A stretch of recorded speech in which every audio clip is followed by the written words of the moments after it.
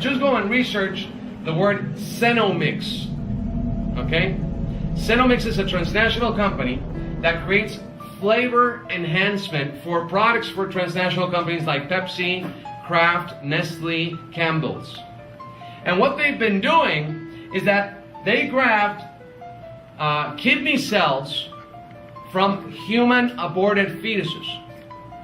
So they grab these kidney cell lines, las células sanguíneas de los riñones de bebés abortados, and in laboratory they replicate these cells and they put them in all your products. Lo ponen en los productos. What products are we talking about? Well, we're talking about your Gatorade. Drink some aborted babies. Yes, seriously. We're talking about Lay's chips. Yeah, that's why they taste so good, don't they? Pepsi products, all right? Tropicana juices, Dasani water, Minute Maid. We have to not consume anything from these companies. And tell them that we're going to participate in their insane rituals. They sell the eyes for about $1,000 a pair. They sell the brain for about $2,000. They sell the heart, the lungs, the liver, the kidneys. And they even sell the arms and the legs. They're selling your aborted baby, your own flesh and blood.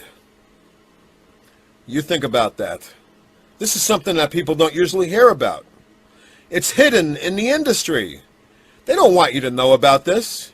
And they use this kind of terminology, one-time medical termination. It only takes one time to abort a child.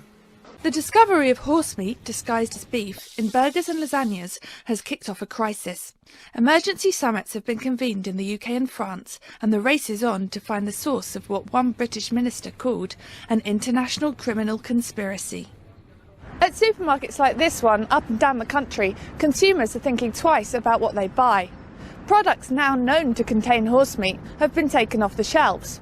But as we await further DNA tests, no one can be sure what's in their food. South Korean authorities say they plan to crack down on the illegal smuggling of so-called human flesh capsules. The pills contain parts of human fetuses or infants and are believed to be sold as stamina enhancement drugs. The world today has 6.8 billion people. That's headed up to about 9 billion. Now, if we do a really great job on new vaccines, health care, reproductive health services, we could lower that by perhaps 10 or 15%. Continuing here, Natural News reports, Oklahoma lawmaker wants to stop Pepsi from using aborted fetuses cells in soda flavoring research. This is out of Natural News. And it is confirmed Pepsi has a division that is involved in using fetal parts. But what I can confirm is that it's in most of the vaccines. That's 100% confirmed. There is a potential that there are companies that are using aborted human babies in their research and development of basically enhancing flavor for artificial flavors, said the representative. He's quoted as saying by KRMG News Talk Radio. What I'm saying is that it does happen, then we are not going to allow it to be manufactured here. I know that there are fetal tissues in a lot of the medical treatments, in the vaccines, and they are in a lot of the cosmetics. That's confirmed. We know Pepsi's involved with companies that do use the fetal parts, and we do know that it's been tested in flavor enhancement. Nothing more delicious than eating your own dead, according to the globalist, teaching us to basically be cannibals. But regardless, this is happening.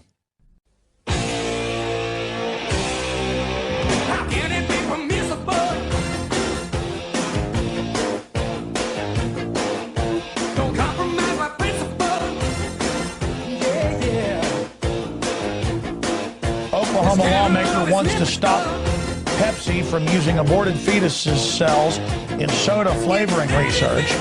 This is out of Natural News.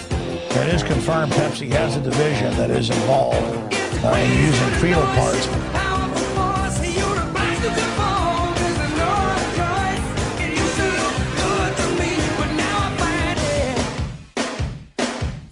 Simply irresistible.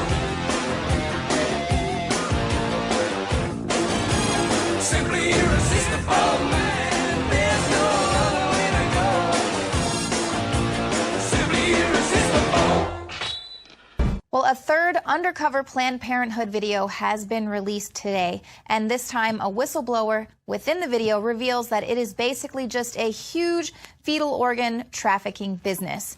So there were a couple of things that happened. One was that they imposed an abortion clinic quota on all of the facilities that performed abortion. So they told us, you have to perform, this many abortions every day, every month, in order to meet your goals, to receive your bonuses, to keep your staff. And abortion, and I can, only really speak to my experience at Planned Parenthood, but it was very profit driven. So we were told at Planned Parenthood that we were to turn every client visit and every telephone call into a revenue generating visit. The only way that you can make money off of a pregnant woman at Planned Parenthood is to sell her an abortion, because they don't provide prenatal care, they don't provide any obstetrical care, and they don't help women with adoption services. So the only way you can make money off of a pregnant woman is to sell an abortion. And so it's not surprising that 92% of pregnant women who enter Planned Parenthood will have an abortion, because they are being sold a product. So that was the first thing.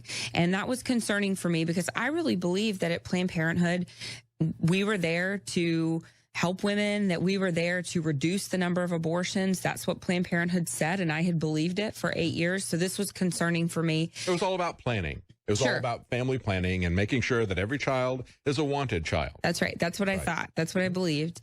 And then, but ultimately I left after witnessing a live ultrasound guided abortion procedure take place on a 13-week-old baby. And I saw that baby fighting and struggling for his life in the womb, trying to get away from the abortion instruments. And I knew that I had been lied to by Planned Parenthood.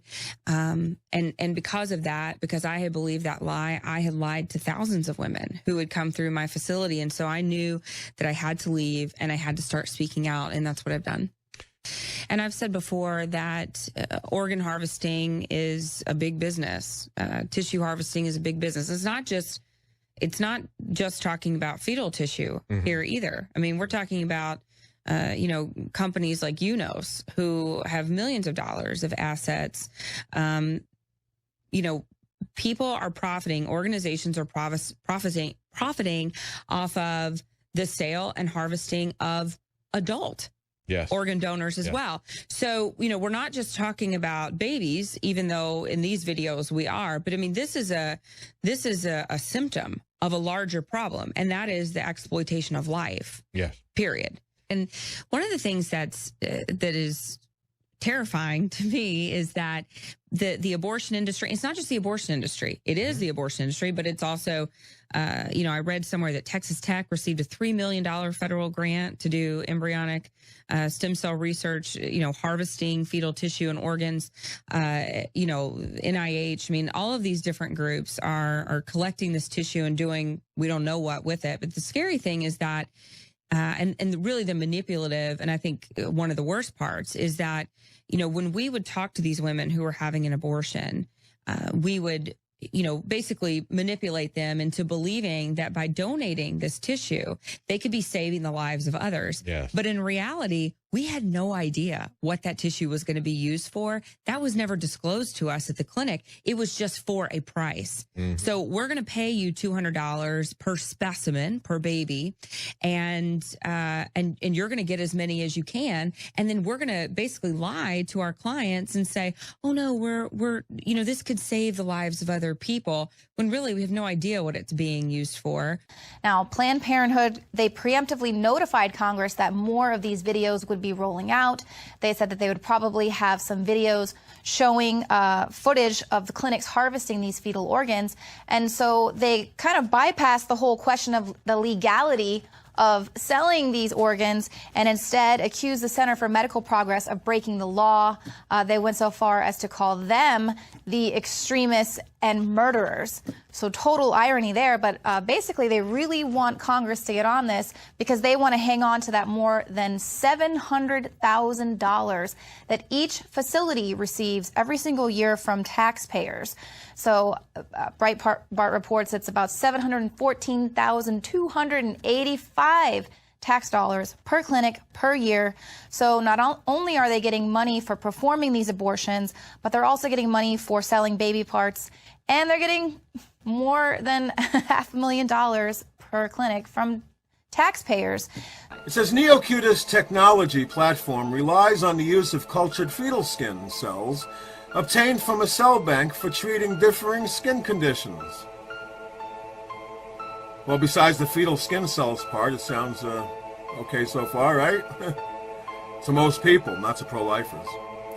The dedicated cell bank was originally established for wound healing and burn treatments. Hey, sounds like a good cause.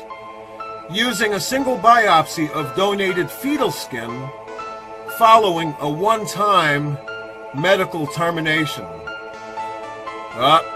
That's where it goes bad. Imagine that! Let me read it again. The dedicated cell bank was originally established for wound healing and burn treatments using a single biopsy of donated fetal skin following a one-time medical termination. That's just a nice way of saying we're using your aborted baby. And you got to understand the problem with this. If they're using fetal skin to take care of this problem, that means they depend on having the fetal skin. That means that they depend on your abortion. And the more demand for this, the more abortions they need. Don't you see the problem with it, my friends? It's not only ungodly, but it's immoral. It's a travesty.